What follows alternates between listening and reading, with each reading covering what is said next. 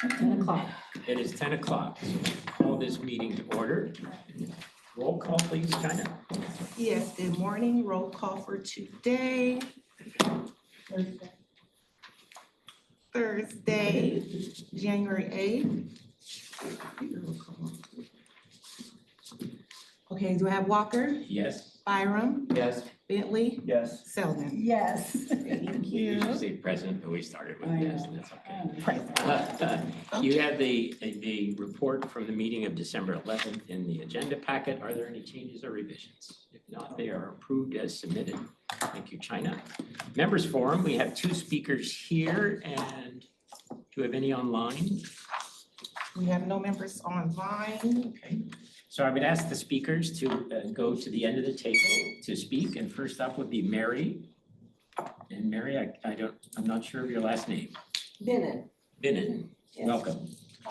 You could- I am the. Oh, Mary, before you Sorry, speak, I have to read the members forum for you. Okay. Sorry. Okay, that's okay. Members are welcome to speak during the designated member forum at Rossmore Walnut Creek, RWC, board and committee meetings, either in person or via Zoom. Speakers are limited to 2 minutes and must clearly state their name, full name, Rossmore address before beginning. If speaking on behalf of another member, a signed consent form is required. To speak, members must submit a member form slip prior to the start of the forum. Instructions and slips are available at the meeting entrance, the RWC boardroom online. Please be advised that the meetings are broadcast and recorded by attending and participating, including during the open forum. Attendees agree to and release RWC from all liability for their voices and/or likeness being recorded and broadcast for any lawful purposes without compensation. We thank our attorneys for that, and with that, Mary, you may begin. Thank you. I would like to start by thanking this committee for allocating 30. Mary, your Oh, address. sorry. Mary Bennett, 6309 Horseman's Canyon Drive. Thank you. Okay. I would like to begin by thanking the committee for allocating $30,000 to resurface courts 7 and 8 of the Buckeye Tennis Center. As the committee noted, just resurfacing will not remedy the problem because the soil underneath courts 7 and 8 is filled with pyrites, which will continue to leach into the pavement, causing rusty looking spots and streaks. However, resurfacing the courts, including filling in the many cracks in the asphalt, will make the courts safer to play on and more attractive, not only for residents, but visitors and potential residents at a cost 10 times less than the remodel would cost. So we agree that this is the appropriate approach given the current budget situation. We've written the paper about the budget shortfall due to fewer properties sold in 2025 than anticipated. And we know that this committee will need to reconsider which projects could possibly be delayed until 2027. We would like to remind you that resurfacing these courts was originally slated for 2023. At the time, $350,000 was approved for a thorough remodeling of these 2 courts. That project was deferred to 2024 when courts 1 through 6 were resurfaced, but courts 7 and 8 were not included in the resurfacing and deferred to 2025 and now 2026. So now as the tennis community been waiting since 2023 for these courts to be resurfaced, but since there are open cracks in the asphalt, the cracks have continued to get wider and deeper. And just like a pothole in the road, if it goes unfixed for years, not only gets bigger, but the same thing is happening on these 2 courts. Thus, we're respectfully asking that the resurfacing of courts 7 and 8 remain in the 2026 budget as with a high enough priority to be completed this year. And I am passing around a picture of the courts, and this one at the bottom has been enlarged so you can see that the asphalt is opening and little pieces are coming out, and we really do need the resurfacing this year. Thank you very much. Thank you, Mary. And next up is Albert Sevilla. Good morning. Hi, Albert. I am Albert Sibilia, 2664 Farmington Drive, apartment number 2. I'm the vice president of the tennis club. I wanted to add more context to why resurfacing court 7 and 8 is vital for tennis at Rossmore. My wife and I lived here for 3 years. Prior to moving here, we were active in other tennis clubs in La Marinda. We would play matches here occasionally. We were impressed that the tennis facility had 8 good courts. When we chose to move here, part of our decision was having a top-notch tennis facility. As Mary has pointed out, courts 7 and 8 have deteriorated significantly over this period of time. They are now almost unplayable. The lack of availability of these courts impacts not only the 250-plus tennis club members, but all residents who play tennis or are thinking of playing tennis. We know of several players who never played tennis before Rossmar or have gotten back into it because of the easy availability of the tennis facility. The courts are open to all residents. There is no reservation system for the courts. There's first come, first serve. The tennis club runs free clinics every Wednesday and Friday, plus free monthly fun tournaments, which are open to all residents. With the court capacity essentially down to 6 courts, it impacts availability. We've asked players to reduce their court time from 2 hours to 1.5 hours at peak times to accommodate more players. During matches and tournaments, having just 6 courts impacts the availability of the courts for others. As we enter spring, summer, and fall, tennis course usage will be at its highest. We urge you to keep the resurfacing of courts 7 and 8 as a high priority, and hopefully get it done before the peak season. Thank you for your time. Thank you, Albert. Appreciate it. With that, China just confirming there's nobody online for members forum. No members forum online. Okay, thank you. Actually, pardon me, I don't mean to interrupt, but there is someone who raised their hand just prior to resident forum. Roxanne Stallings. Hi, Roxanne. You have 2 minutes to address the committee. Oh, thank you. I understand you have the transportation issue on your agenda today. I don't know what that's going to be about, but I'm here to attend to and possibly comment on it, but I have nothing to say at this moment. Thank you. Okay, thank you, Roxanne. So Chair report, our goal today is to make a recommendation to the Finance Committee and Board for a first reading of the 2026 capital budget at their January meeting. And I'm looking forward to an initial discussion about cross-border transportation and the opportunities that may exist with that. So with that, capital project update. I'll give let me just give a verbal report because it's worth talking about pickleball at this time since it doesn't have a project. Thank you. And I apologize, I didn't have enough time to put together the financials. We'll look at that in February and probably have like really good year-end numbers for the projects that we completed.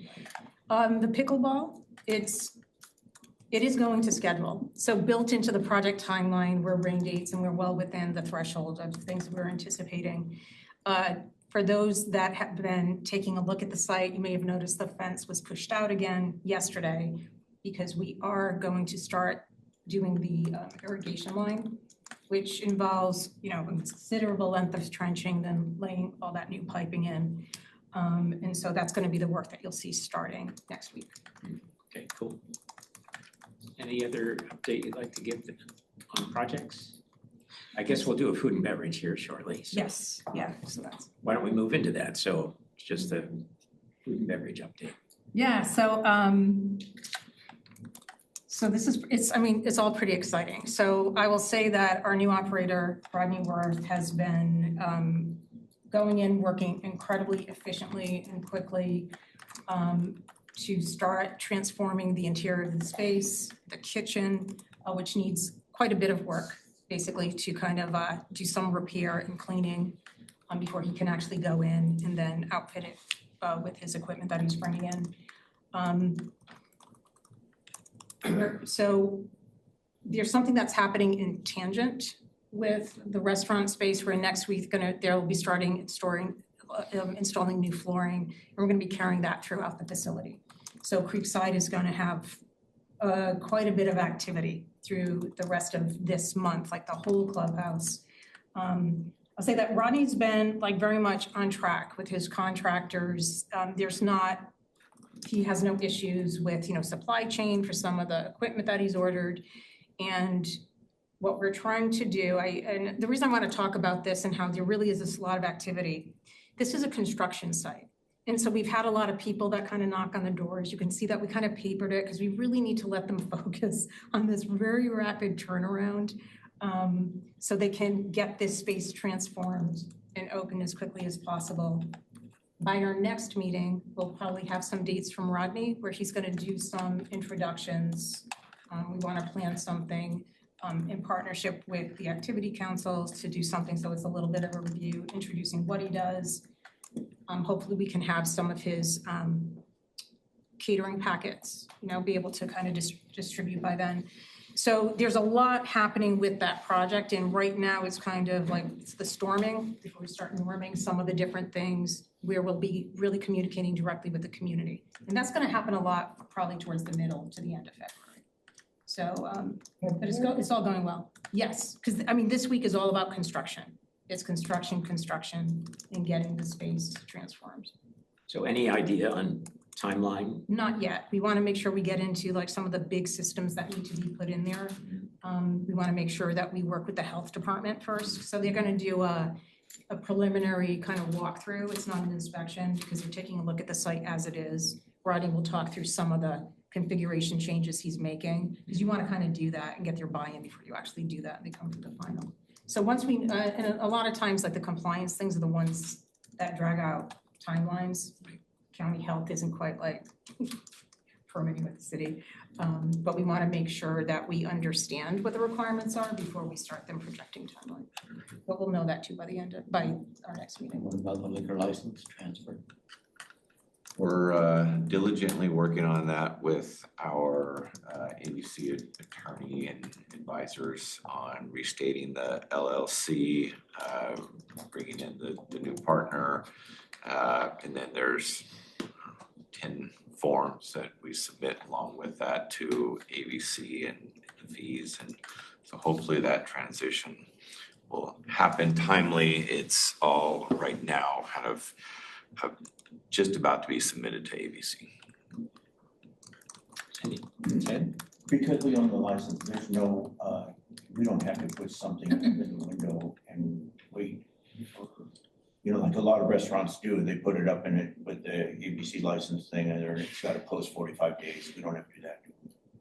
That's the current thinking. Good answer. Any other questions? Okay, we look forward to the pair at Rossmore. Transit is the next item. We're going to talk about that later in the agenda. I'm sorry, Yes. I forgot to ask. When is the coffee coming? The coffee truck? Okay, so the trailer is still being built and I don't think that's going to be until mid to late February by the time they have it. And we need to do some improvements to get electric and water to it. All in transition. Next item is, well, and I guess perhaps we can lump these together. Resident Services System and Rossmore.com, myrossmore.com. Any project update or? Well, first of all, just, the genius behind the resident services is this person right here, Kelsey. So she's really leading that project. I tell you, everything is, so our we're kind of working towards, we want to go live with certainly the reservation component June 1st. We're still on track to do that. At this point, there's lots of building and data input with Vermont systems and connecting things with finance. So we have a lot of, we have a phasing plan, but our goal is to make sure that certainly the reservations is the first to go live no later than June 1st, but everything is on track with them. Okay, awesome.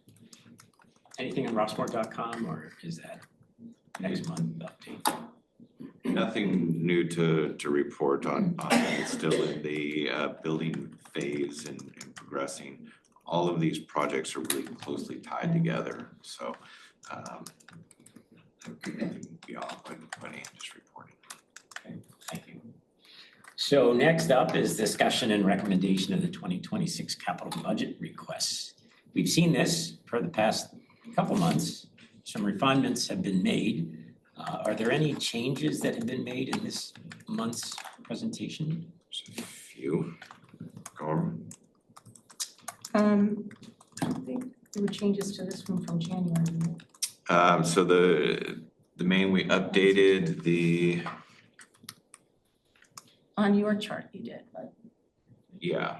The things that will be updated is the flooring, the building finishes, item 3, it shows 65,000, after bids and so forth, that's 85,000.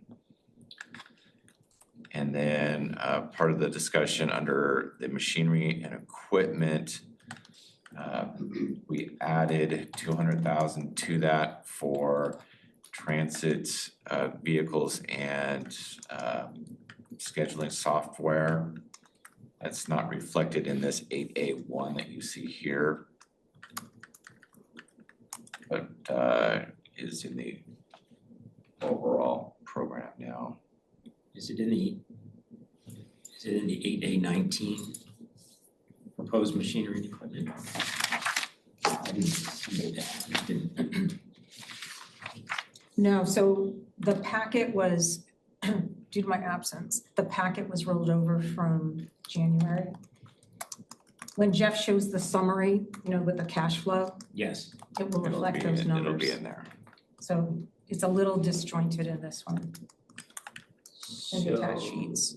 So do you want to look at that? Do you want to look at that sheet? Would that be better? Because you want to see the actual numbers. We want to see the numbers because that's the Okay. recommendation that we need to make, so.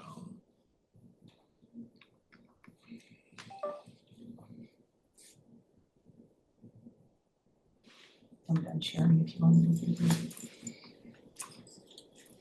Okay, so this is the cash flow model that we've been working on for some time now. Again, keep in mind that we haven't closed out actuals for 2025. So some of it, the projects, what you'll see is 2026 numbers aren't solid because some of the 2025 will actually flow into 2026. It doesn't change the overall project budget amount. Jeff, can you make that a little bigger because my eye doctor doesn't prescribe 20/40. Okay, so as we go through, we still have, all of the same proposals. See the one that was updated, the building finishes replacement program, we updated to 85,000 based on what the actual cost for doing the creekside flooring is. Under the capital machinery and equipment here, we added 200,000 from when you last saw this, and that is for 2 transit vans and the capital portion of a transit dispatch system that would go with that. In addition to that, we are also applying for funding for 2 vans in the Measure J next round that comes out for 26-27, so it would be that fiscal year starting July. Capital expense. It would be, yeah. There's 2 components that you could apply for under Measure J. You could apply for both capital and operating. They tend to put priority on operating for that particular grant, but we're closely working with CCTA, so hopefully they will see the value in that. So that would give us 4 total to get started with. Jeff, I lost the train of thought there. So the Measure J vehicles, that request is not here. That's not in there. That would be separate. Yeah. What is in here is for 2 plus the capital portion of the software. Janet. What kind of vans are we talking about? Still under a little bit of evaluation, but definitely the goal is to go to a smaller van type service that could go in and out of entries much easier. And I think that is the only updates to what you have been seeing otherwise. Kind of going down, Ted, you asked earlier about continuing study for the admin offices for RPM and RWC. That's the 160 here. That is to do take you through completion of the design development work here at the Gateway Clubhouse. We'll talk more about that. Could you scroll back where it says food and beverage? Why does that say 500,000? So, What is that figure? so between 25, so the authorized amount was for the tenant improvements was 625, and then there was some amount for the final invoicing with Synergy. And so this covers what was projected to be expended in 25 and then the carryover into 26. So combine this, obviously we're not going to and didn't spend the 500 in 25, so Yeah. that'll carry forward. Thank you. So moving all the way down, the deposit reserve has been adjusted based on what we're projecting to spend for the RWC and RPM kind of studies.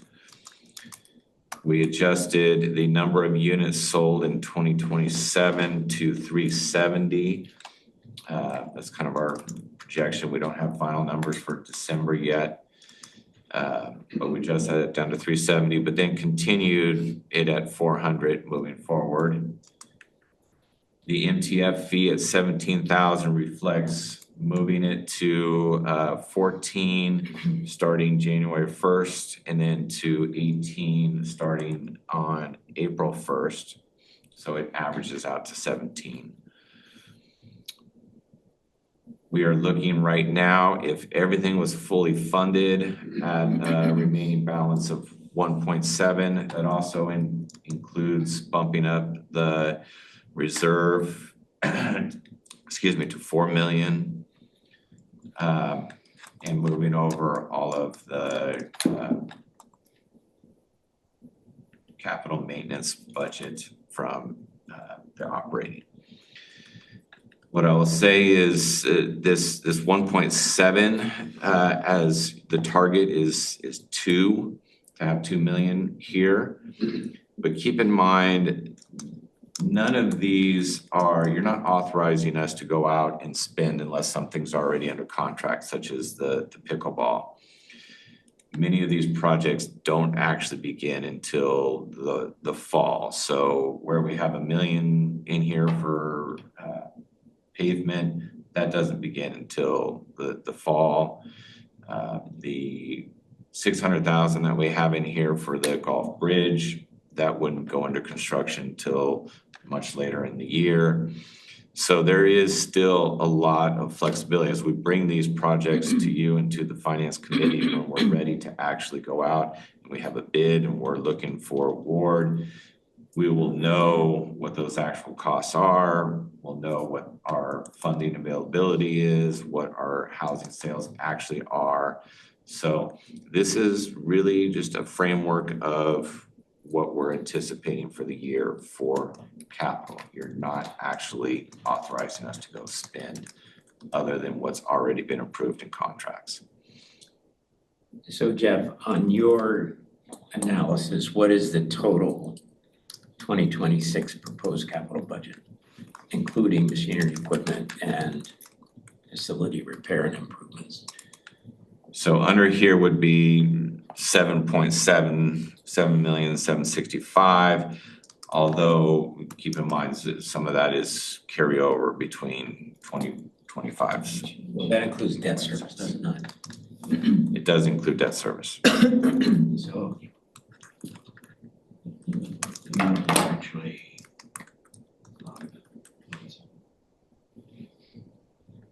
reason I'm asking is that will be a part of the motion. So it's 77765. 7785, 950. I did not pass the. It's an 8.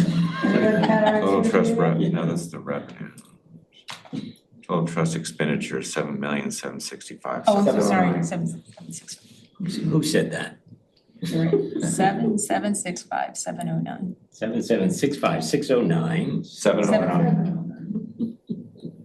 Close enough. Yeah, less the debt service of 1957, is that right? 1957519. Thank you. Less the 164. Because you have that listed up above. Well, Pay but for it down we below. reduced down You know, but in terms of the request, for new funding, so it's 164,000, 160. or 160. So 5,648,190, and on the previous, well, that's interesting. So on the previous listing, it was 5,613,000. I guess that's because 164 was there, so 5812.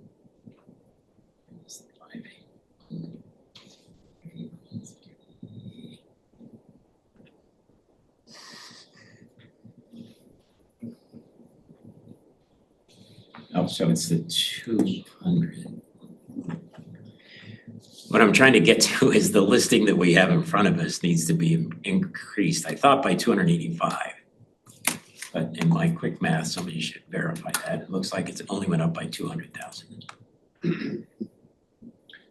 So the 85 was from 65 to 85, so only went up 20, so it should be 220. So nobody wants to verify my adding, I see, okay, all right, let's do it again. What was that total again? 7765709 minus 1957519. That for now. So before we had 3.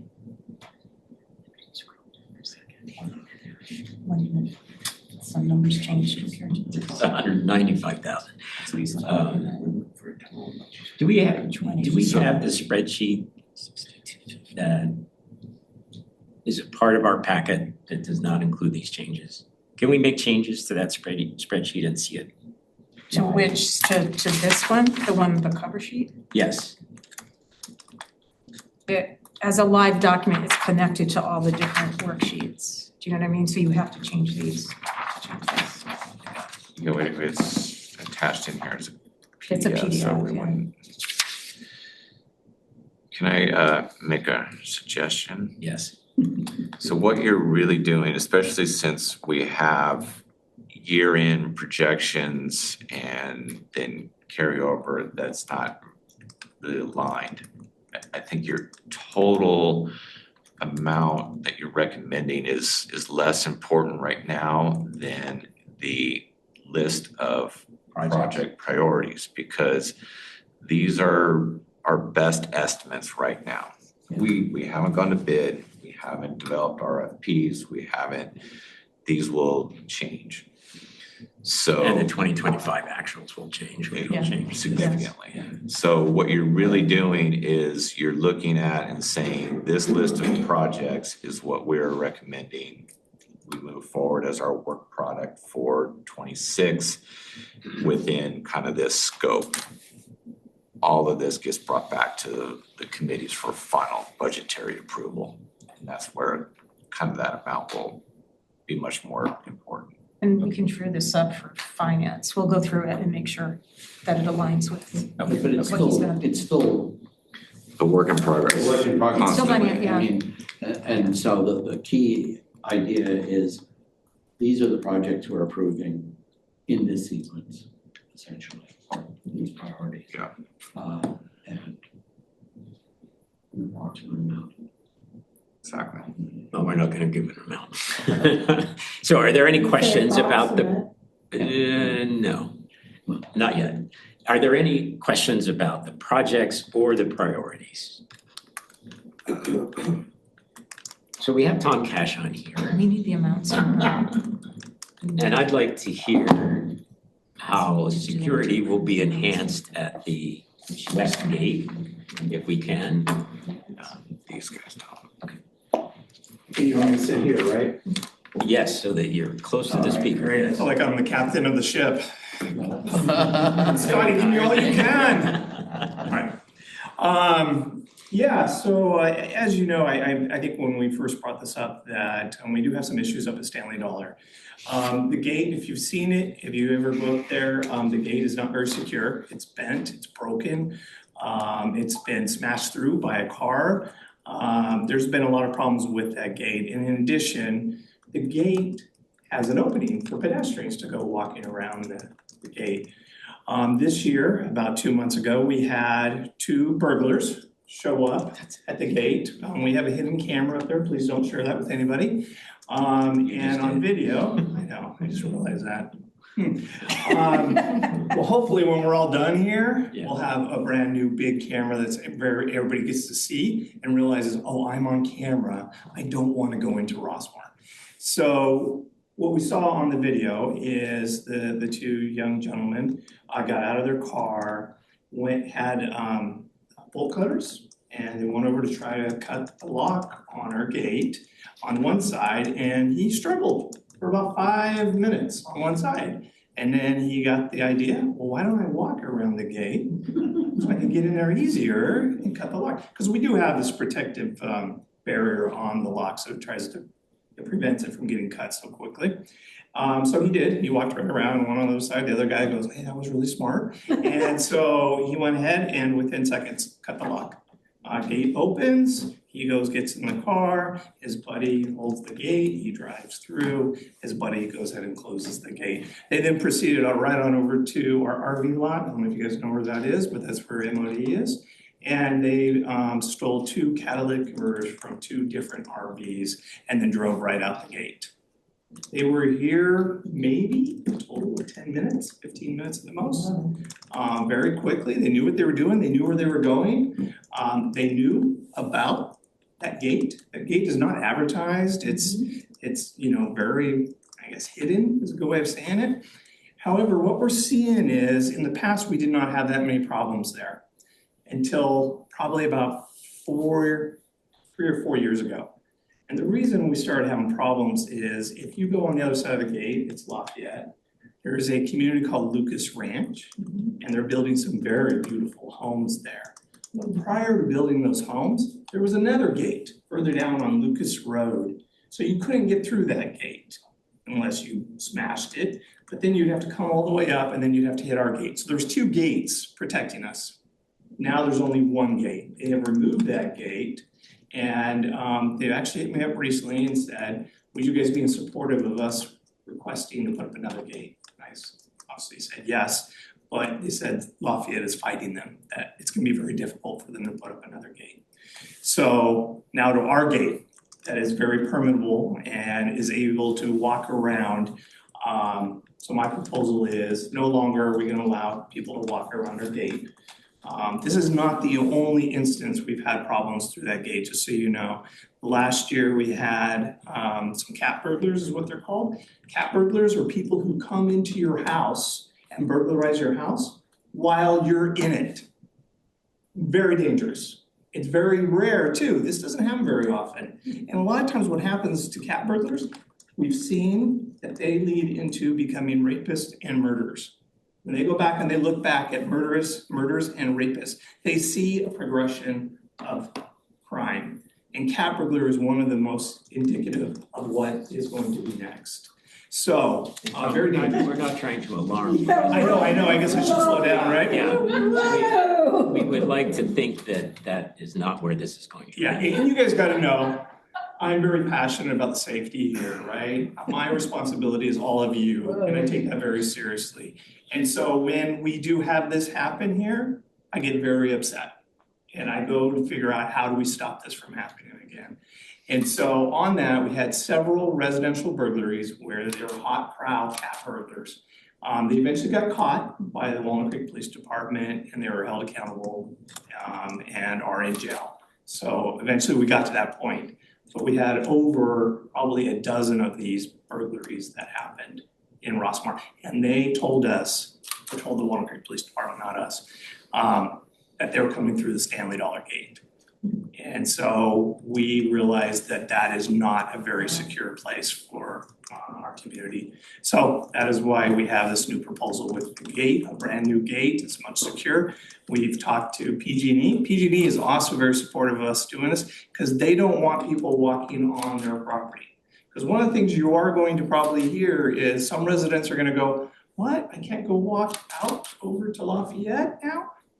No, you can't. You're actually trespassing on PG&E property, and they don't want you there. PG&E has actually put up a camera as well now, and they don't want people walking on their property either. So in essence, we should not be providing an avenue for our residents to go trespass on other people's property. Yeah. So I heard that there's some kind of trail system that now is going to have a gate up on off of Skycrest. Do you know about that? Yes, I do. So what do you say about that? Great for Skycrest. I mean, we're not at Skycrest, we're on Stanley Dollar. Oh, I But we're know. on Skycrest. I think that's a great idea because, I've been working with John on that, talking about how do we keep that secure. So we're still working on that as a way. There's also, just so you also know, there is another opportunity we have on Skycrest. We're right now in the very early stages of talking to PG&E about relocating some of their power poles, so they're not in the valley over here where we had the grass fires. We're talking about relocating those and making them raptor proof. So the bird strikes don't start grass fires that we've seen. So and they want to reroute it kind of over in that area.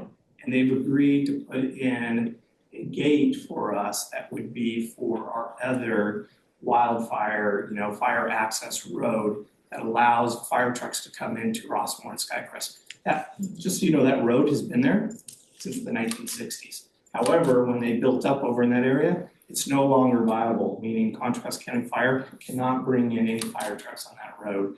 But PG&E is willing to grade it down and put in a gate. Granted, they get a benefit of being able to access the power poles that way as well. So But very that trail gate, the whole point is so that people can get on the trail. true. So it's not gonna be impassable, right?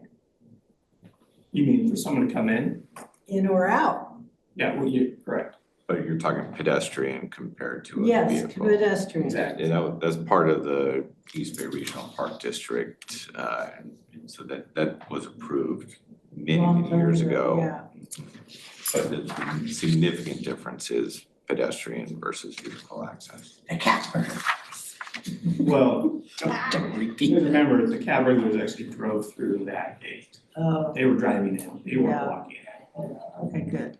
Ted, guys, really? So we're talking about the gate up at Stanley Dollar and redoing it. Can you give me an idea of what that would look like? Is it just a newer, stronger, bigger chain link fence? Or is it gonna be something, it's only 40,000, so it's not, I don't see it being anything spectacular, but can you give me an idea of what that would look like? Is it gonna be different than what we have? It'd be a little bit different, but it's chain link, I want to do black. Black looks a little bit better up there. It also has the fine, if you look right up there, you kind of see the gate. Those are very easy to climb, just take your foot and your toe. I'm sure you guys all did that when you were younger. They're tighter is what we're proposing, so that you can't just climb over the gate. There is actually gonna be barbed wire on the top of the fence, just like what we have on the vast majority of our perimeter is barbed wire.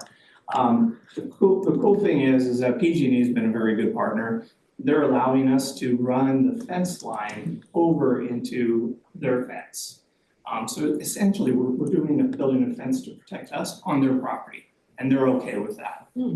So we're gonna go right up to their fence line, which is a very short distance, which is also a good thing, makes it cheaper for us rather than having to run it all along our property line.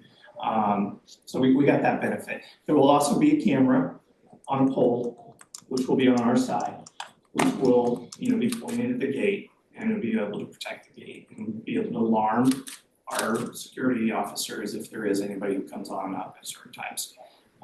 So we have that as well. And signage. Ted? So the gate is mainly just is so that they can't cut through and drive in, right?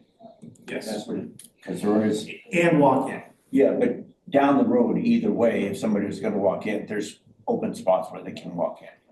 Down at the proposed trail, yes. So the biggest problem is with cars I'm trying to picture the other side of the gate. Is that like a path, a roadway that goes through PG&E easement?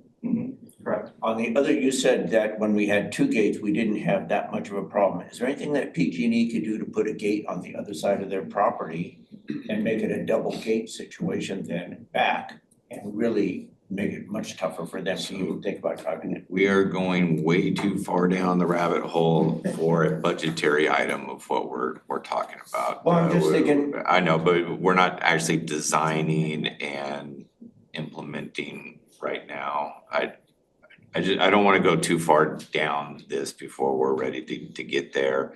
We're kind of talking about a $40,000 item within a $6 million So thing. we'll delay that conversation to the next time when it comes. Okay.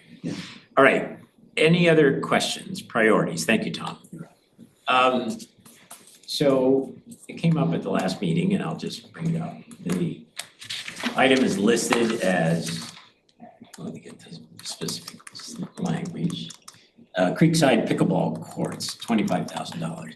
And I'm not opposed to evaluating that site for what it could be, but I have a problem in not talking about decommissioning that site as a pickleball facility. We're building a new facility in recognition that the old facility was unsafe and slipping into the creek. And it's a matter of the language, quite honestly, on the justification, to be still considering it as a pickleball site when our residents, I believe, I think the board believed that this was not going to be a pickleball site going forward. So I'd like to see that language changed. Leave the money in is fine. And I also think it's a priority 5C, 5B. It's a low priority, in my opinion. There wasn't a question there. Is there any discussion? I agree with you. No, I do think it's more, priority is more, we do need to understand what to do with, what we're going to do with those courts. Because they cannot be used, they should not be used. And we need to figure out what we're doing with them. And get that on the table and start working on cleaning it up, whatever it is we choose to do. So I see it as being a correct priority, but I agree it should be decommissioning or studying or something of that sort. Any other? How to decommission, how to do it. Or evaluating the decommissioning of the Rossmore Parkway courts. Ted, did you have any comments? The only thing, I don't know what we do with that property, we've discovered that, that ground is moving, it's going, so I don't know what we would put there. Maybe nothing. Maybe nothing.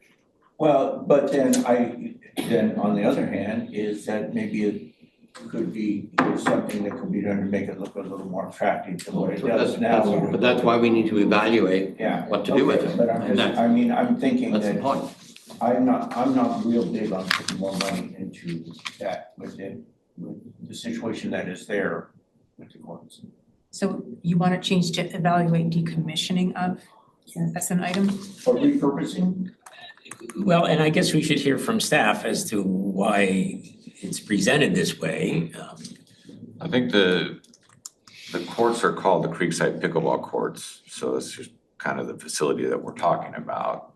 So I think that's why it's called Creekside Pickleball Courts, is the item itself. And then if you read the description, as Rossmore prepares for the opening of the new permanent pickleball facility, it is important to evaluate the future of the existing courts. And it goes on. So I think what this 25,000 is to give the committee kind of a range of here's what's possible at that location without predetermining right now what that outcome is. Whether it's demo at the garden or continue the use of it. That's what I have a problem with. I understand that. I do not agree that we should say okay, continued but use do- as pickleball courts. I agree with you, Dwight, but that's part of the study that we need to do. No, it's not. Yeah. Evaluating the use of the site is what we need to do. We don't need to Because say then they'll that. go into sound abatement and what to do about this and that, like, we don't wanna study pickleball anymore. No, We we study have a new facility. pickleball.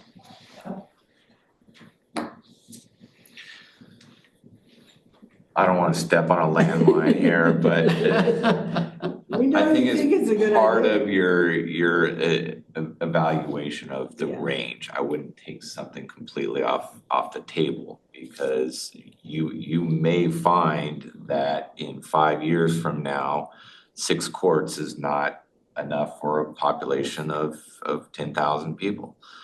That might be something you find, and if you're looking for how to accommodate, if you have an existing facility that you can spend a very nominal amount of money to put 3 courts there, do you wanna eliminate that from consideration? Yes. Yes, Yeah. I mean, if you look at the other amenities, we've got what? 4 pools, we've got 7, 8, 9 tennis courts, we've got, ping pong, like, why should pickleball get more than 6 courts? I mean, it seems like it's pretty fair, a distribution of amenities to have 6 But I- pickleball courts. But to say, oh, maybe in the future we need more, to me, it's not fair. Well, Because but we we're need to giving assess them- it then, not now. A financial priority that we've already doubled our commitment from where we started. That's my issue. More than double. More than doubled, yes. I think it's fine the way it is, because when anything comes down to a decision for there, we have to make the decision what we're gonna be doing. So I think the 25,000 is gonna come back and tell us all the stuff we need to know, including it might be with the increase of the population and the millennials coming into time for whenever they're gonna be moving in, that might be needed. They'll give us all the options, and at that point, we gotta make a decision. But they'll also give us some other stuff that could be possible that we could do with it. So I don't think that the terminology is a big deal. I think that it's more about what are we gonna do about it and give whatever it's, figure out what it's gonna be and the decision can be made down the line. Because we're not making a decision now that it's gonna be committed as a pickleball. So I have a constituent that I hear from regularly, Yes. a new resident who I'm sure was told by her realtor and even read in the Rossmore News that there's a new pickleball facility that is not across the street from the patio where she lives and irritates her and annoys her as a new owner. So we need to take into consideration the neighbors, which, by the way, we've taken into great consideration in building the new facility to make sure that we're cooperating with neighbors and being a good neighbor and having something in this that goes forward as our recommendation to continue the thought of using those courts for pickleball goes against everything that we've done in moving to a new facility. I cannot support the current language. I can support the dollars and the project, but I cannot support the language that's used here. I may be in the minority. Why don't we take a straw vote unless there's more discussion? What would you want it to say? I mean, what change would you need for this? Like the title being evaluation of. Or just evaluation. Rossmore Parkway pickleball courts. Evaluation. And then in the details, removing the language that says continued use as pickleball courts. Trying to find it here. And showing a picture of somebody playing pickleball. I mean, we Show a picture of a. Brainwashing. Yeah. I mean, show a picture of the site, it's fine, but, okay.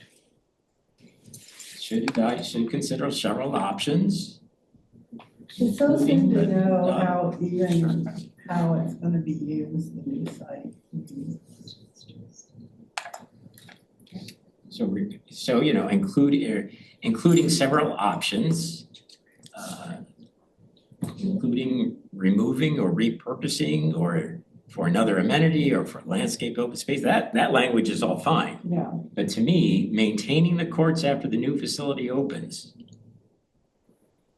Take that out. to me, that should be removed. Any further discussion? I'm just curious, because I look at policies all the time. Do we have anything about decommissioning facilities in policy? Because I'm assuming it would then Might be, be recommended to and the it's board, not controlled by right? the trust. I mean, but I would assume it would just come from a recommendation and then go to the board. I mean, recommendation from this committee. Let's just do a straw vote in making those changes. Anybody who's in agreement with that? Okay. Those who disagree? So it fails. Okay, fine. Be prepared. I think, Be prepared for the fallout. I just think by the time that this is gonna have to be looked at and answered, it might not even play into the factor depending on what the new courts, you know, if the new courts take over, nobody's using it, I just don't think I think we can wait way down the line on this. Yeah. And I don't think the verbiage is that big of a deal. Okay. All right, motion has, or that So we're straw vote leaving it has as it failed. is. We're leaving it as is per the decision of We'll the, find another picture for you. or And Flowers. we are gonna change the title Oh, we are? So what's to evaluate, right? evaluation of Creekside Pickleball Yeah. Courts? is that, Okay. is that okay with you? Is that okay? I'm fine with that. Okay. Because that's what it's about. Do you want to change the priority? No. Okay. What is it now? 3B? 3B. It's okay. All right. I was going for the maximalist approach. that some Someone people like you. do in current politics. Any other comments? Are we ready for a recommendation? And just prelude that, whatever, prelude to that. To give the finance committee some guidance, I think in light of Jeff's comments that we recognize there are some variables here in terms of costs and revenue that we need to be prepared to defer some approvals till later, specifically the $1.6 million. So it could be that we approve the current projects contingent upon adequate funding for the $1.6 million in paving and bridges. Just a suggestion. Any thoughts on that? Could you say that one more time, to approve the? Approve the list of projects with the recognition that due to variables in funding and other costs, that the approval of paving and golf bridges is contingent on adequate funding. So as Jeff said, down the road, that decision can be made You picked those two projects because, because Jeff recommended that. They're I more wasn't towards sure. the later fall. Yeah. So we're not gonna get those underway. You know, we're working on the plans for the golf bridges, but you're not gonna actually go into construction until later fall. and we're not under any we haven't been flagged, this No. is a huge issue, deal with it now, No. emergency, okay, good. Any other comments? Do we have a motion? I will move that we recommend to the finance committee and to the board that we approve the capital projects budget as proposed in your last spreadsheet. We approve the priority of the projects as proposed. Does that make sense? I think so. Are you going to add anything in terms of contingent funding? I don't think it's our place to talk about funding. We're approving the priority of the project, and we believe the finance is okay, but finance, you need to take a look at it and say, yeah, we can do that, or no, we can't. True. And the projects are always brought back to finance before the board to say, do we have the funding appropriate to continue with authorizing this project? Do we have a second? I'll second. Okay, fine. So let me just say that, and I said this last meeting, one of the issues we have with the priority system that we have, when this goes to finance, they don't have any guidance from us in terms of, okay, you don't have enough money, you need to slash. So if it was done based on a normal priority system, you'd take the lowest priorities and start taking them out of the project list.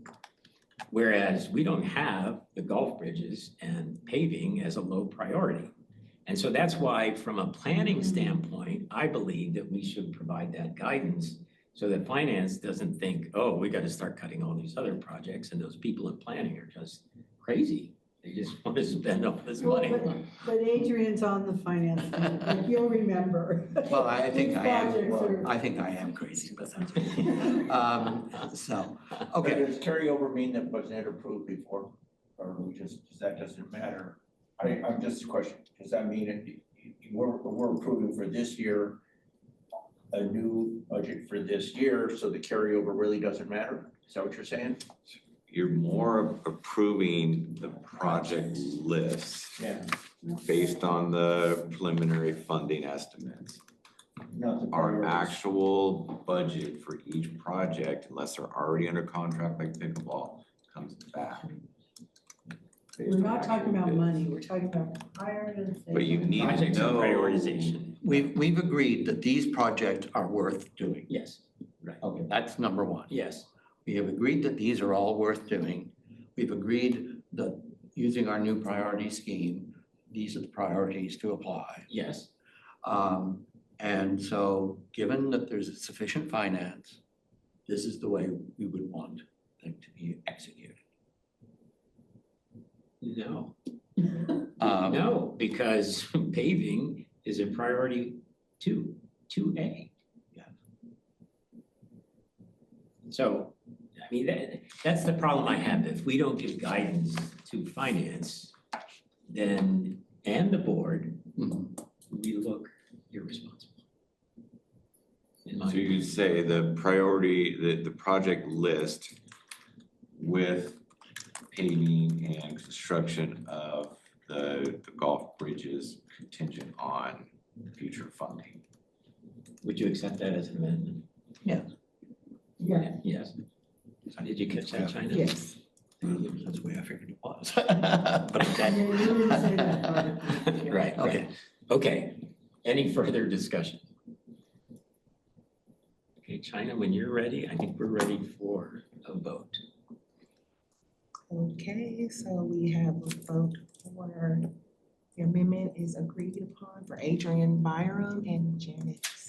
Yes. And we'll do a roll call vote. Oh, roll call vote. Forgot that part. I'm Yes, sorry. please. Walker, Yes, Byram, Yes.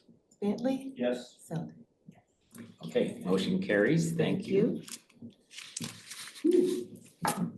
Okay, next. Discussion of transit. Discussion of transit. So I'll, yeah. Thank you. As well, Just wrecking the drive. Kelsey's getting hooked up there.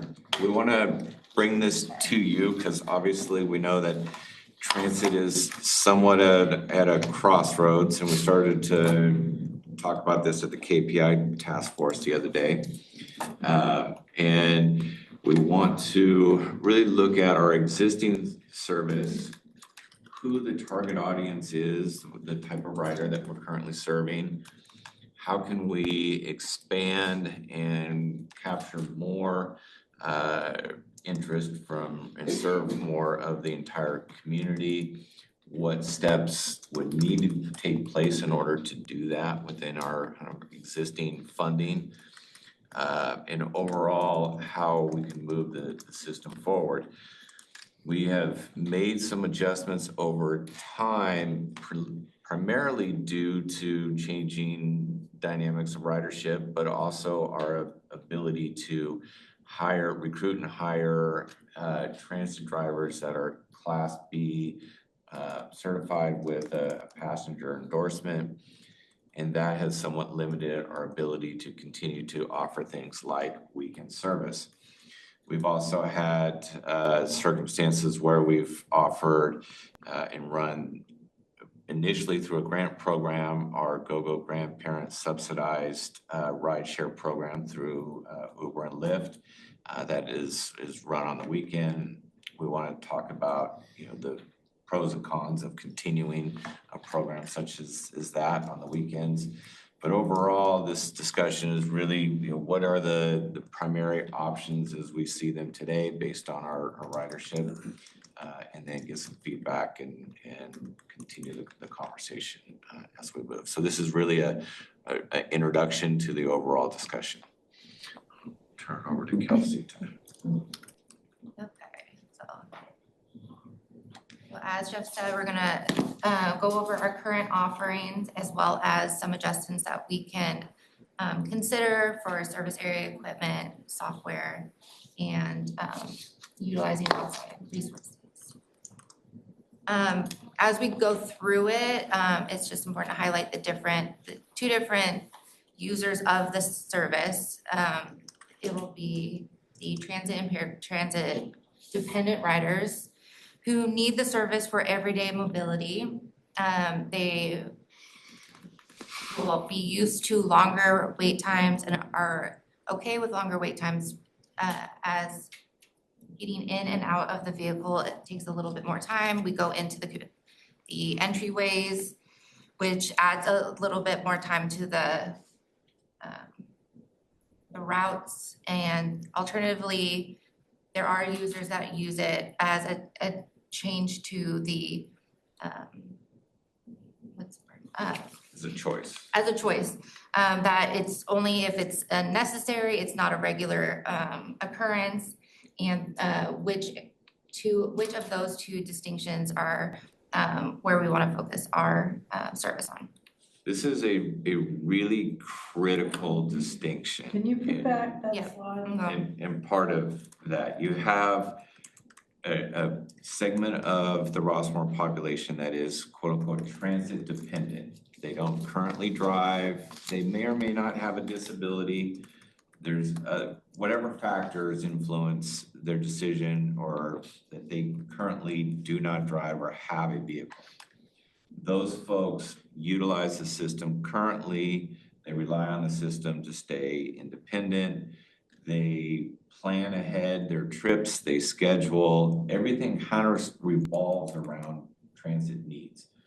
So appointments and everything else is scheduled, they can plan that hour in advance. That's really who we currently tailor the system for. The other type of rider who we don't tailor it for, their profile is somebody that they have other alternatives. They have a car, they may have a car between two people and they sometimes need it, or they would use it if it was readily available and met their interest. In order to be readily available, they would have to have the service that they can access within minutes, literally. Otherwise, they're gonna revert to their car, right? If transit is not literally like the current Uber Lyft model, where you can hail a vehicle and it shows up at your door, it takes you directly to where you're at. You don't have to be on a bus for 30 to 40 minutes. You may use that if you're not transit dependent. But if it's literally not that convenient, you're not gonna capture that audience at all. They will continue to revert to their car or other transit needs. So the question really, as we start to go through this, are we focusing this system on transit dependent, the folks that we currently are really focused on, are we trying to broaden that base to start to capture some of the people that would use transit as a choice and make it more convenient? And as we start to do that, it really impacts how we utilize our current resources. Sorry. Good question. So Jeff, if you had to say, because you're right in terms of current service, but pre-pandemic, that was not the case. So pre-pandemic, we were moving from a service that was fixed route, where we had 5 fixed routes throughout the valley. We had a lot of the same complaints. I see the bus and there's nobody on it. It's going up to Horseman's Canyon. Nobody gets on it there. So we were transitioning to a on-demand type service. Still would be an hour to call for it. Demand, I would say, was higher pre-pandemic than it is now. That just has to do with the profile kind of the users for transit now compared to before. People are starting to be more used to that Uber Lyft model. There's other resources available for people. We used to have a fixed route that we called it the Green Line, would start here, go through the downtown loop, which Kelsey will show. On the hour, we had a much higher volume than we do today. We can't really go back to that fixed route model. It doesn't meet today's needs where you can come out to the curb and it shows up on the hour, every hour, because you're still on the bus for the loop of the entire, because we don't go in 2 directions. So there was a lot of issues. Our peak was about 120,000 one-way rides. Today we're at 36. So 36,000. But that, again, a lot has to do with the profile kind of users of public transit now. I think a lot of it has to do with the lack of convenience. I mean, there was a lot of, it was a big change. Also, the yes. pandemic too, I think people are still afraid to get on a bus with other people, right? I mean, I think more people want to be in their car. And some people don't even want to carpool anymore, you know, that kind of thing. Just this mindset of germs. I think that's partially true, yeah. I think it is. I know people who are still. But that's I mean, what we're talking about here is we need to look at the alternatives that are available today. An Uber and Lyft, for example, are far more prevalent today than they were pre-pandemic, actually. I mean, it's been 6-7 years now. We need to look at what those are, who our users are, or potential users are, and then examine what alternatives do we have, and where should we go with this? We know we are, they would like to have more service, obviously, if you're transit dependent, but we know we're meeting that kind of segment. The question is, if we want to expand that, what would it take to get non-transit dependent people to use the system? What would it take? What does it need to look like to capture that audience? Go ahead. Or we enhance the people who really, enhance the service for the people who really need it. I mean, that's another idea, is not to expand the other, but to expand it for, I mean, as people get older and older here, don't you think there'll be more and more people who will need it? Your age profile or your average age doesn't really change. In 60 years. You change. The new people don't change. You know the way size are going. Yeah, exactly. Okay, let's go through that. Okay. Let's see. This is just information for anyone who doesn't currently use our service. It's a shared ride service that picks up and drops off in the order that is most convenient for the service. You must schedule an hour in advance. We are available 7:20 a.m. to 6 p.m. Monday through Friday, and also 8 to 4 on holidays. And we offer paratransit, which is the same as dial-a-bus, except we go into the entries, we give a little more door-to-door service, and the residents just need to apply for it. Do we get any, we use the word kickback, any benefit from CCTA, because they run their link? They do have link. So they, This one will just be totally through the operating. no, I understand, but they don't give us anything back because we're avoiding rides that they would otherwise. Somewhat, but so the operating rules for paratransit is the public agency has to provide paratransit within a half mile of a fixed route. So your fixed route being Route 1, so a half mile gets you about a quarter way into Rossmore. Because I looked at their map yesterday and it seemed like they covered all of them. They do. So they are going above and beyond what law requires them to do, which is something we want to encourage. Interesting. Or they're all gonna be in your office waiting for a ride. Oh. But we do provide, and one of the reasons they probably do that is because we take up a lot of the slack. And the Measure J dollars of bus grant and operations is because of that link to paratransit, or? No, we've just applied for that since about 2012 to help supplement our downtown service. Oh, okay. There's a very, very small line within Measure J, the sales tax, that is for senior and disabled transit. And we apply for that. It's just, Okay. This is just how we compare it to similar communities as us. Laguna Woods and Leisure World, they are our sisters, and Leisure World is the most similar to ours with the service. They provide on-demand in their community Monday through Sunday, but they only do their community, which is 1 square mile, and we are 3 times the size of that. Wow. And Paradise Valley, which is a similar community as well, they provide service within the surrounding area, but they do bill their residents for anything outside of what they can provide. And Laguna Woods is on the old system that we used to have. Yeah, they do fixed routes, but only from 9 to 5, so they don't offer 8 hours of service a day.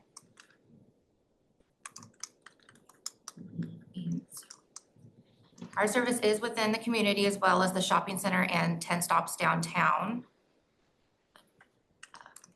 For the last few years, 2 or 3 years, we are consistently at 36,000 rides per year, with 27% of those being the downtown. And for inside the community, it is 20 to 30 minutes to complete a ride from pickup to drop off, while going downtown is 30 to 40. And so this is why we're reviewing for demand, costs, and staffing. So our goals are to provide more predictable scheduling, shorter wait times, and improved reporting. And so we're going to go through some options that hopefully will get us towards those goals. So the first one that we wanted to talk about was retaining Monday through Friday service and focusing our staffing on the weekday service rather than continuing Saturday and Sunday. With a full staff, which would be 7 on the road and 1 of our drivers dispatching, we would be able to open up either an extra hour of service from 6:20 to 6 p.m. or we could retain the same hours that we currently have starting at 7:20 to expand the number of hours we have full staff on the road. The more staff we have on the road, the faster the service, and the shorter the wait times. this is kind of what we're talking about. If we're trying to capture the broader community, we need to really condense our resources to a shorter window so you can increase your responsiveness and you can lower the drive time to entice some of those folks to ride the bus. So in order to do that, you'll see here, there's 7 vehicles on the road between, 10, 11, and 1. Whereas currently, we may have 3 or 4. So with this model, you can actually have a much, much shorter response time. Your time in the vehicle is reduced. But what it does is you're taking away any ability for weekend service. You can't spread your limited resources of 8 drivers further apart and be able to retain that responsiveness. And do we know usage by hour? The heaviest time is going to be the 9 to 11 on Tuesdays and Thursdays, and then 1 to 3 on Fridays. So like the 6:20 or the 6 a.m. hour is? The earliest hour, that's why we only have 1 driver at the beginning of the day. That will not be the highest time of use. The middle of the day. Is there a lot of use at 6 a.m.? Not too much. So is that, I mean, that's an option, right? To condense. Reduce it, correct. To double up service. Because this is also based on 9, which we haven't had 9 in how many years? So part of the discussion too, as we get into what equipment, if we go to a van, then you eliminate the need for the Class B. So that may expand our pool of potential employees. Our history, even going back many years, and there's a lot of discussion about we want later service. Evening service is really, really poorly utilized. We used to go to past 8 o'clock and you'd have 1 driver, 1 passenger per hour. The numbers are very small. Even like when there's something at the event center? We've even done special trips just for events and people utilize other resources. In the morning, we do have a pretty significant segment of people that are working still, and they may utilize the service to go to BART in the morning. Makes sense. But, you know, when we talk about transit-dependent people, there's actually many different kinds of transit-dependent people. Absolutely. I've identified at least 6 different categories. And there are people who are occasionally, who are transit-dependent depending on the time of day. For example, low night vision means that you can't or shouldn't drive at night. And that's something that affects our community a lot. There are people who have incipient dementia who continue to drive, who should not drive. They don't have an option, and so they continue to be forced to do that.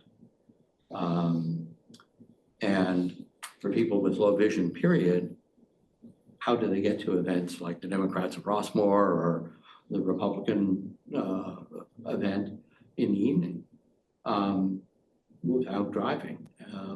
So I know you say that there wasn't a lot of take up for that, but I also see a fair amount of people who should be using a community-based service to attend these events.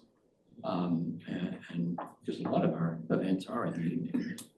Yeah, education. How do you, in a valley the size of ours with 14 miles of highway, how do you get everybody picked up at 6:30 so they can get to the 7 o'clock? I mean, I'm not trying to solve the problem right No, now. I'm just saying, I just saw this thing loom up and we're gonna have Well, no, 8 buses running at 6:30. Well, maybe that's what we should be doing.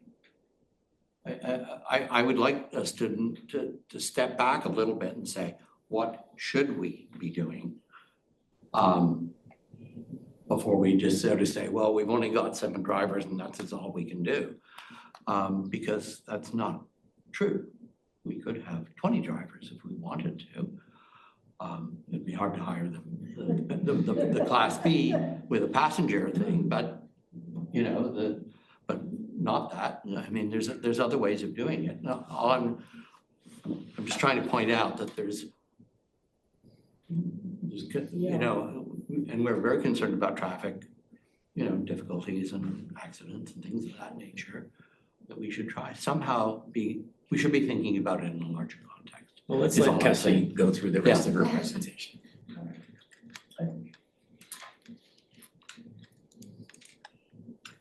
So similarly to what we were just talking about with the hours of use, one of the ways we could increase our number of drivers in the community would be to coordinate with already utilized programs like County Connection for downtown service. From Route 1, you can get to BART, which connects to 14 of the different lines, including 7 that goes to John Muir and Shadelands, and the 5 that goes to Kaiser on Newell.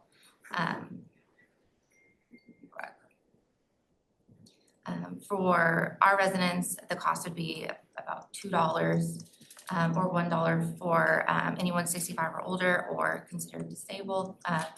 And they would still have access the Monday through Friday with our shopping center drop off.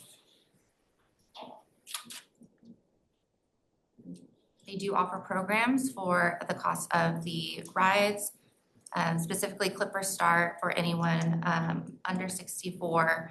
It would allow the residents to have the cost of the senior at $1 to utilize the bus, and the transfers to any of the other lines are free. And for anyone that is not considered or is not 65 and older, but are disabled and regularly use paratransit, they can apply for the discount card program.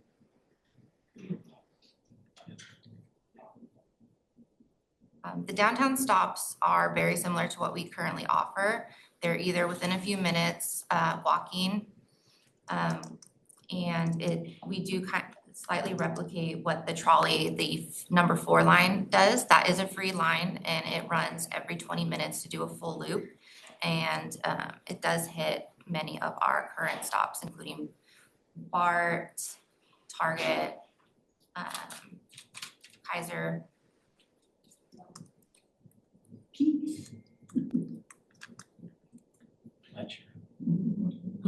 So just to go back to that for a second. So again, the concept behind this is that there is already service going downtown that replicates more, that we replicate more or less. It goes from the Safeway Shopping Center and can take you virtually anywhere once you get to BART, including what we currently do downtown. So if we were to consolidate our resources within the valley, including the shopping center, one of the ways to do that is by eliminating our current service downtown. And people could then utilize Route 1. Now, what that means is you would get picked up in Rossmore, go to the shopping center, have to transfer to Route 1, go to BART, transfer to. It is not nearly as convenient as what we currently provide, but that's what, if you needed to or you were dependent on it to get to downtown, that is an option, in addition to Uber, Lyft, or the paratransit service if you qualify for Link. Does that jeopardize the Measure J funding? I don't think so. I think we would still be able to secure that, which only goes through July currently. So we're applying for additional funding. I'm sorry, Janet. So I could see how that could be kind of a big burden on people with disabilities. To have to get on a bus, get off a bus, wait for another bus, get on the, you know what I mean? It's not only is it not as convenient, but it could be a hardship even. And maybe there's a compromise. Takes you to BART. I don't know. Where are the most people, do we have any record of where the most people go when they do leave Rossmore? That would be Trader Joe's and Kaiser. In the community is. I almost said, I the thought center. BART was gonna be in there too. I thought Oh, yeah, those BART were the too. 3 that were in my head when I asked the question. Interesting. Okay. And they're heavily used for those when they get on, they call it and they say, I need to go to Trader Joe's or. Those are the main ones. Those are the three main stops. BART is included in that. So when the bus runs then, and we're running on our little trail here, and we're going around over on the other side of Broadway Shopping Center, that is time that we don't need to use, right? Because it's not used that often, but we still have to take that path. So they will do the loop, but they won't stop at all the stops. So that trip to downtown, even if we have 2 or 3 riders, will still be between 30 and 40 minutes to complete that entire. So if I go to Broadway Shopping Center, I have to call to let them know that I'm gonna be at one of the stops for them to pick me up, otherwise they're gonna sail by? You would call, request to be picked up at your street side entry, tell them where you would like to go in the downtown and when you'd like to return. But it needs to be one of those stops that you can return from. So you don't have to call for the return trip. You do have to schedule it, but you can schedule it right But then, at the same time. ideally, yes. But the bus is at each stop at a particular. It is not a fixed scheduled route. It's not a fixed route like it used to be. It is, so we will pick people up in the valley. No, I understand they pick And them up in then, the valley, and but then the take downtown. them to where they wanna get dropped off within that loop.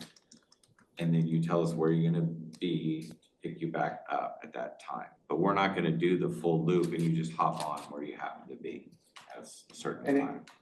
But is it, all I'm trying to understand is does it go by Kaiser at 12 after the hour It does or not. some? No. It's all scheduled, it's all on demand. No, I understand it's on demand, but I'm just saying, is it? So if we don't, the not loop necessarily is the- intended to sort of occur at that kind of. If we don't get, say, the request for a ride to downtown in the 11 o'clock hour, we're not gonna just send a bus to go, so it hits all of those spots. Okay. Because when I've used it, like, for example, I was trying to come down here, I was told, well, we'll pick you up at 10:35. I said, well, I don't really want to be picked up at 10:35. I want to be picked up at 10:50 because I don't need to be down there. And no. This is when it goes by entry 11. Yeah. So we were. So I'm seeing it as being sort of quasi-scheduled. So we work on what we currently call the Valley Clock system. So since it is shared ride, they will try and schedule the rides so the bus, when they're picking up your neighbors, can swing by and pick you up rather than going bam, bam, bam, bam, bam, bam. So that's why it could be 11:50 instead of 11, because we're gonna be in your neighborhood already. And that's why the dispatcher sees what's happening and routes the bus to the best spot to pick up the most number of people at one Right. time. Now that creates a little bit longer ride time. It doesn't mean you have the exact time you want. So did you take the ride? That time I did, yes. But in order to entice you to use the system on a regular basis, you would want, my meeting's I want to be here at 10:50. Well, Maybe plus or minus 10 minutes, but I'm not gonna be plus or minus 40 minutes. Well, no, I mean, part of it was my misunderstanding of dial-a-bus being, okay, I'll pick you up when you want, more or less. As opposed, and then I learned from the dispatcher basically, no, we have this Valley Clock. Okay. And that's fine. And if people knew that, I think it would be better in some ways, because it's like, oh, okay, I can expect the bus to be there between X and Y. I'll sort of organize my day that way.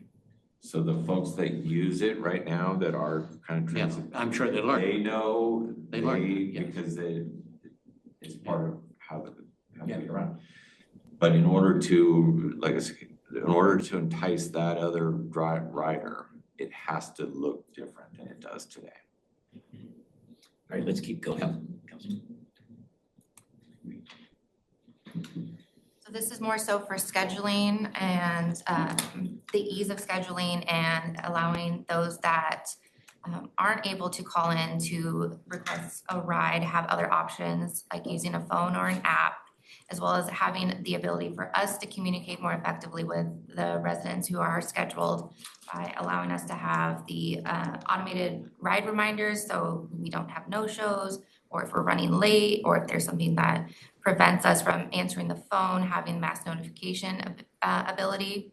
The one time that the power went out, our phones go out. And so there's, other than our bulletin and the Nixle, this would be another way to communicate that there is either an issue with the service with our phones, or that there's a change to the service for whatever reason. Right now, we just really utilize our bulletins, but that has to be signed up for through My Rossmore. And the big benefit of moving towards the dispatch software is having the ability to report the metrics and the totals for the grants that we are applying for. You know, we've tried dispatch software and that was years ago. Things have progressed. I mean, is there software that will accommodate these things today? So we've tried to utilize software with our existing system and how we operate it, and they don't marry. So using the software with the Valley Clock concept, trying to consolidate as many rides as we can along doesn't work efficiently, we found. Going to more demand response with a smaller vehicle where you're trying to not consolidate as many rides at once, but you're rather working in a much smaller geographic area, it would work better.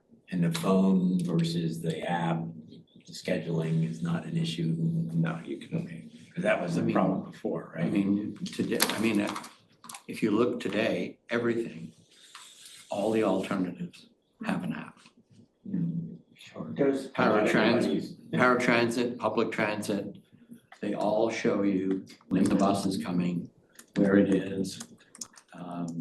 You can, if it's demand responsive, you can order it.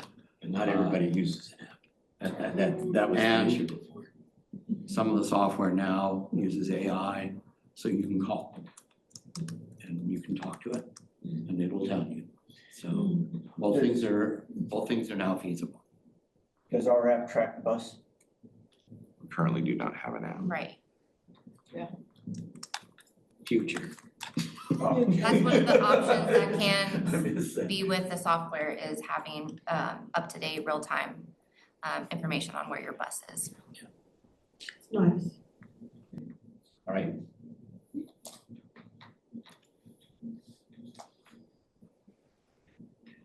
Is that it? Again with no, it's not. My computer likes to freeze on me. It's stuck on future. This is the second presentation this week it's done that. So as we were talking about earlier, we are looking at various different kinds of vans, and that is dependent on how many staff we are gonna have in the valley at any given time. Any of these options would reduce the number of riders at one time, which is why having as many of our staff within the community is really beneficial. So there's some options where you have the ability to have ambulatory residents as well as paratransit in one, or have just a standard van that has 6-passenger capability. All these options would allow us to go into the entries for every request rather than just paratransit. And as he said, we would be able to utilize Class C drivers rather than Class B drivers, which would possibly open up the pool for how many staffing we could have. And it's just dependent on where the model kind of changes to, on what vehicle would be the best option. And we could have a variety of vehicles. You don't have to just pick one, right? You want to be pretty interchangeable because you never know where the one's going to be. So like if you only had one with a ramp, it starts to limit what you're able to do. Would that change the cost of the drivers? I mean, that's I don't think so. We're paying the Union the rate. union rate. Yeah, So it would presumably not change that. your main cost, to be honest with that hourly is the benefits and everything else rather than the hourly. So probably wouldn't change. Do we have any idea what the cost difference between our vans that we have now and one of these vans? And I know that's, things change all the time, but what's the gap? Our current fleet, we've purchased all of those with 5310 grant funding, federal funding. So we actually haven't purchased from our capital fund. To purchase one of these is around 80,000. Okay, and one of our vans is what? We don't have any vans right now. I know, one of our current buses, what does that cost? Just what does the bus We didn't cost? have grant funding to purchase one outright, probably 120. So I mean, the interesting thing is, Three other vans. but I mean, if you look at our budget, we spend $145,000 on operating the vans. Okay, gas, maintenance, everything. We spend 1.2 million overall. Where does it go? 90+% is labor. And that's just the way it is in transit. I mean, you look at ART, you look at Absolutely. you look at SF, CCTA. It's people. But I guess the difference is that in the past, we had no capital funding requirements for transit. That would change unless the grant funding changes and Yeah, and we would continue to look at funding options, but we had included in what you just discussed with capital, 2 vans. We're applying for funding for 2 more. Ideally, you would have a fleet of 10. If you have 7 on the road, that gives you backup. And little by little, you get rid of the big ones. Okay.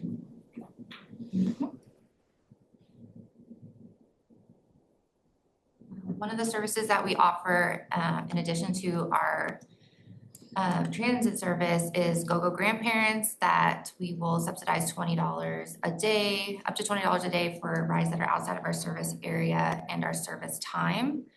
And we're looking into the idea of discontinuing GoGo Grandparents to reallocate the funds that are currently paid towards GoGo for the subsidy and put them towards the dispatch software, scheduling, equipment, new vehicles. Currently, we have 82 unique riders a month that utilize the service, and that's declined throughout the year. It's steadily declining in usage.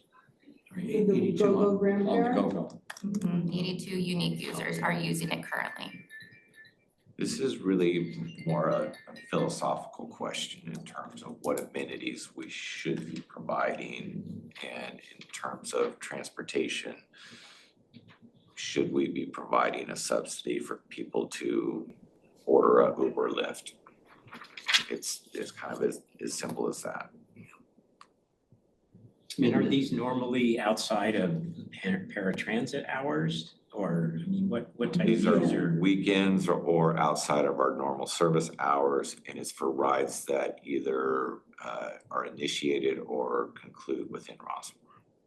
And the average distance is about 5 miles for the rides. So it's like if someone wants to go to the shopping center on the weekend. Fitness center. So the $10 subsidy, how much is the Lyft ride from a house here to shopping center and back? It could depend on the time of day, but typically between like $9 and $13. Each way, yeah. Plus 10. If you're generous.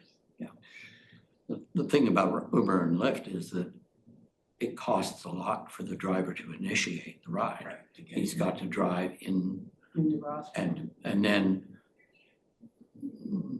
and so It's such a little ride. you're spending $8 to $10 probably just getting the driver there. They're not gonna, And they're maybe. I mean, They you do come. get a lot of rides, but it's the same users are using it throughout the month. And they don't have a trouble making a short trip like to the shopping center? That's good. Do we know how many Ubers come in? Do we? No, not off the top of my head, I don't. No, but I'm just, I mean, do we track it? Let me think about that. That would be very difficult because a lot of it's food delivery. Yeah. DoorDash, Uber. Yeah. When they come through, they do have to show on their phone that they're going to an address in Rossmore or they're not allowed to come in. But you track those? We do track it, I'm sorry, we do track it, because we started tracking it once we were having those frauds where the Uber driver was coming in and picking up the cash after someone had called the residence and all that sent out the bank. It's an Uber driver comes and gets it, so now we do track. So we track them coming in and going to that residence. But it's not necessarily for It's in the newspaper. ridership, It's it in the could be for food delivery as well. Yes. Okay. All right, let's keep going. So the next set of slides will be services that are currently offered as alternatives and to help supplement transit throughout the city as well as the East Bay. So if residents want information about all this other services, they're not gonna be probably searching the web or whatever. I mean, does the counseling service help people figure this out or anybody else? It does. It is, we have different options on the website as well on rossmore.com. Okay. So the weekends, I understand the Easy Rider program is being discontinued or being discontinued by the That's the Rossmore Fund. recommendation. Yeah, they are phasing it out through the end of this quarter. We're talking about some other options potentially, but And the usage was minimal. Yeah, that's what I thought. The city of Walnut Creek actually offers 3 separate options for transit. The first is the minibus that runs Tuesdays, Wednesdays, and Thursdays between 9 and 2. It's a free program and it's just within Walnut Creek, but you schedule the ride and they will take you to where you need to go. Really? It's free. It's Funded by Measure J. It is. Well, there you go. They So also, it's so limited, the hours, did you see the hours? Yeah. But still. they also offer the Lyft program. For them, it's a $60 annual membership, but you get 10 one-way rides per month using the Lyft app. So this is Lyft Access that for anyone that's able to use a smartphone to schedule their rides.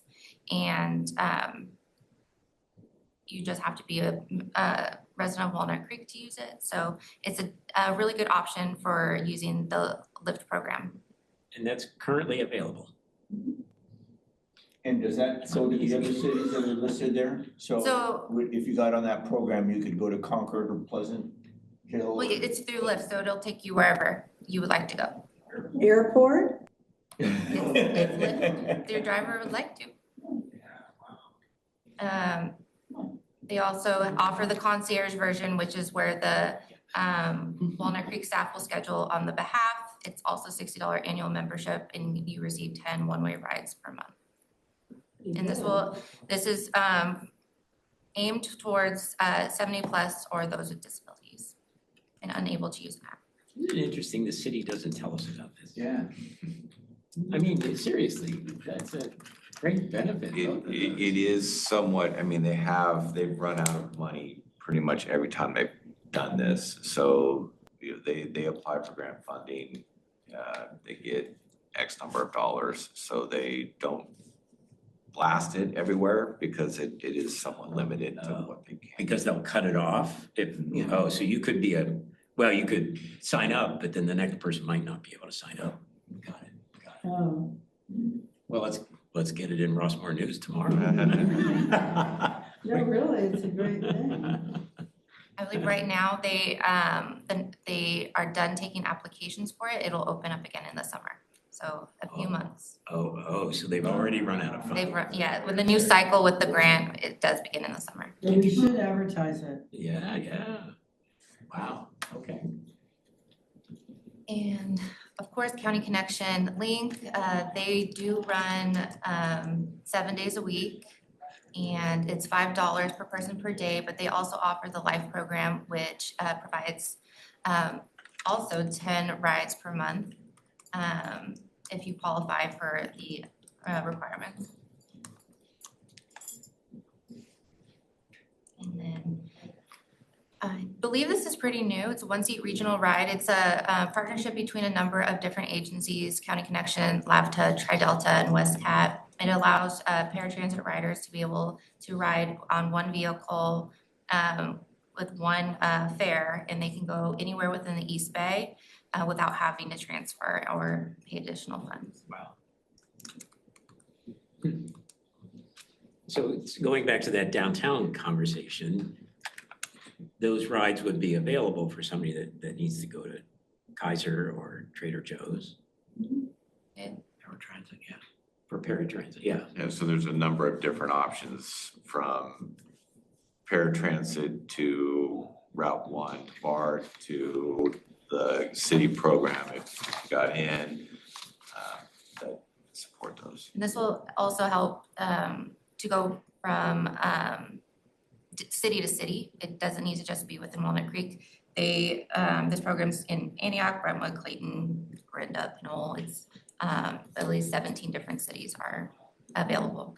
So paratransit doesn't mean you have to be in a wheelchair, right? Like people who have a hard time walking because they have to carry oxygen and stuff like that, they qualify? If you were under 88 or qualifying. There's an application process that Interesting. And your companion can go with you for free. For example, if you need a companion. I can get a free companion. No, it's the other way around. No, you have to pay. They issue you a companion. Oh, the companion goes free, got it. Enough companions.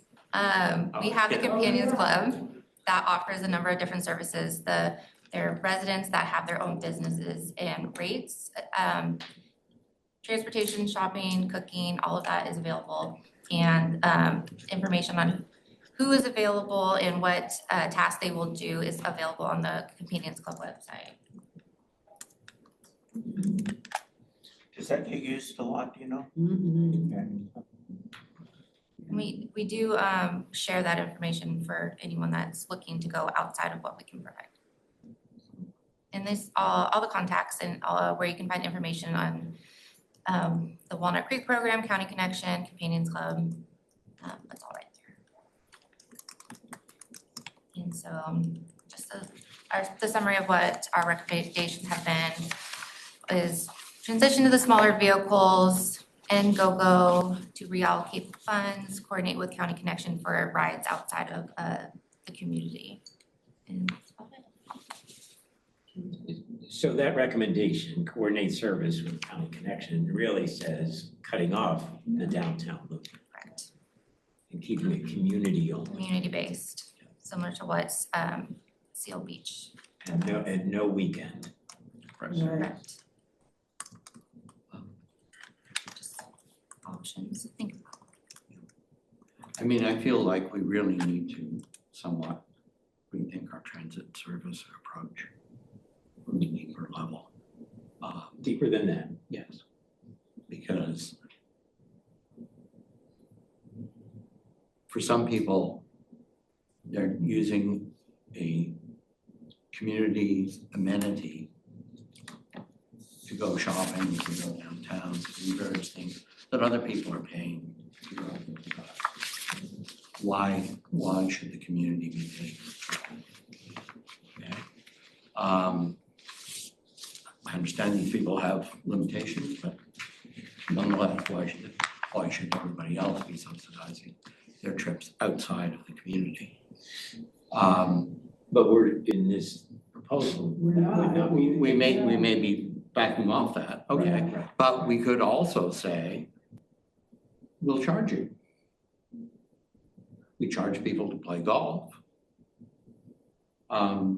You know, so I mean, it's an option that we could say, okay, fine. You know, it would be good for people to be able, to use our service, to go places.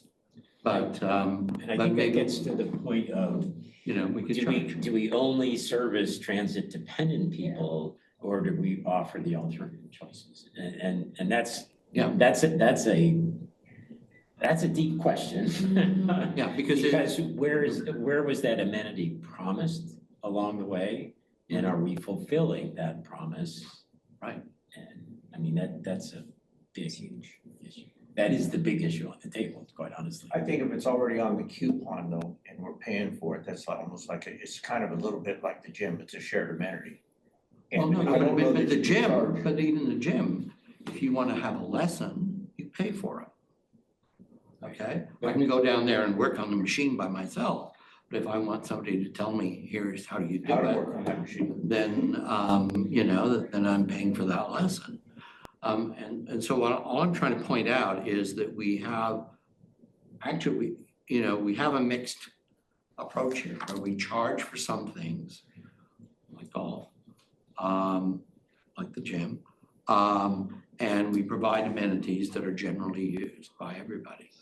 And so I'm just asking us to step back a little bit, and perhaps think about this in a little more general way, and consider whether or not we could provide a better service, a more far-reaching service that would help more people if we were to adjust if some of it was paid for and some of it was an amenity. Can you go back to your last slide? Because I think when we narrow it down to saying we're only servicing within the community, within the valley, becomes a much more simple model, and it addresses part of your concern. But then, okay, let's say that we move to community only, and you go to get on the bus and, oh no, you gotta pay.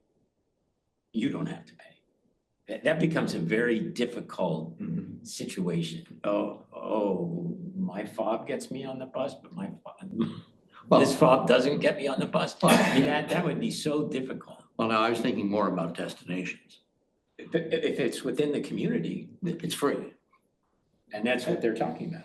Yes, That's and what- then, but you do provide service outside the community. Just to the shopping center still, under this new plan, or no? Yeah. Well, Yeah, no, what I'm because that can- suggesting, or what I'm, That's- what I'm, I think that's- Other what ones. I'm asking us to think about is, because as Janet pointed out, it'd be very difficult for somebody who has vision problems or mobility problems to have to get on a bus here, take it down to Shopping center. the shopping center, get on number 1, get on number 40, you know, I mean, that would be very difficult. But isn't there an option that covers that? The paratransit covers that need. But that's difficult to access. You gotta apply, but. The Well, challenge would be if we were to have resources available for that, even at a fee, it's having all of those here on site, ready if it's requested. We could do something like Uber or Lyft if you wanted to provide a subsidized, so we could run our own. And we talked about that before, have our own subsidy where if you qualify, you can get a 10-punch card type of deal. Like the city's But- program. like the city's loan program. yeah. But for us to have the staff here scheduled to provide additional rides, that you start to narrow your resource. Well, I mean, I don't know that we've thought through or done the model. I haven't seen a model that says, okay, if we were to charge, say, $10 to drive downtown, to provide a ride from here to downtown, just like we do right now. And, you know, that funded part of it, you know, could you, all I'm trying to say is, I feel like we're stuck in the way we've always been doing this. And we're not sort of stepping back and saying, okay, what things can we do right now? What options are available to us? How could we rethink transit so it would better serve our population? And I disagree with you, Adrian. I look at these conclusions and say, that's a significant change. oh, It's a very significant change. And when those changes are made, it will evolve. And I think there will be more people using transit under this scenario. Will there be some adjustments needed along the way? Yes, I'm sure. But I think this is a major step forward. Also leading to, eventually, we're gonna get to robo-taxis and all those things. We're not ready for that yet. But this gets us there by focusing on transportation within the valley. And to me, that's really what we're talking about here. Yeah, I think you have to ask within this scope of the discussion is what is RWC's responsibility for making sure you can continue to get to downtown, you can continue to get to places outside the valley within our transit service? Is that, I mean, is that supposed to be an independent, active adult community? Is that something we need to provide? When there's so many other resources, Kelsey just went through all of them. There's a lot. There's a lot. But yeah, people will need help accessing it and there's help available. So I think it's reasonable. I like it. What do you need from us? We don't need anything at this point. You know, I think we want to continue the discussion. We do want at some point fairly soon to be able to have the statement of what the service is going to be. So we can kind of move away from the weekends. That's always dangling out there. That, you know, if we get fully staffed, we'll bring it back. We want to be able to address that. We need to address that before the end of the first quarter, right? Right. Yeah. Yeah. So let us kind of come back to you with kind of the steps forward, especially once we see that the vans would get funded, so we can get started on that path. We need to get started on the software selection and implementation. Kelsey's done a lot of research already. So we'll give you kind of some milestones, continue the report. Since the feds hate us and won't give us our bus money, is anyone working with the state legislature at all to enhance transportation for seniors that the feds aren't no longer paying? So the feds still have 5310. We could, it comes in cycles. And then once you initiate your application, it's a regional thing. And then even once you get awarded, then there's so like 2020 materializes about 2024. It's just a really long cycle process. Yeah. So we can continue to apply even for vans through 5310. We can apply for Measure J funding like we are doing for vans.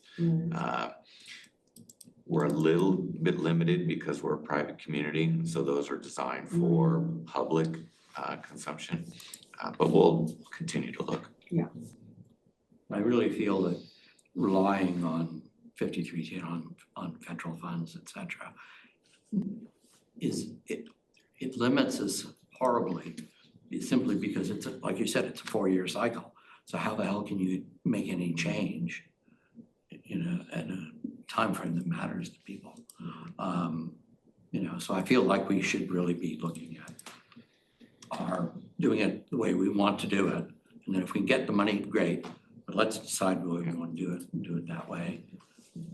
And the cost of the vehicle is trivial, quite frankly, compared to the cost of labor. We're still trying to cultivate the partnership with CCTA because they have the reach to all of those grant programs much more so than we would individually. So they would be a really good partner to continue to cultivate in terms of grant funding.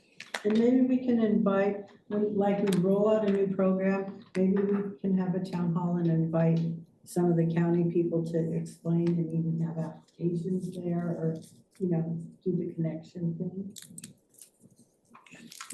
Okay, we are at almost 12 o'clock, 1 minute away. Kelsey, thank you for that great presentation. Really appreciate that. And Jeff, appreciate the innovative thinking on this transit situation. So with that, unless there's something else for the committee to consider, we stand adjourned at 11:59. Just in time. I'm standing and I adjourn.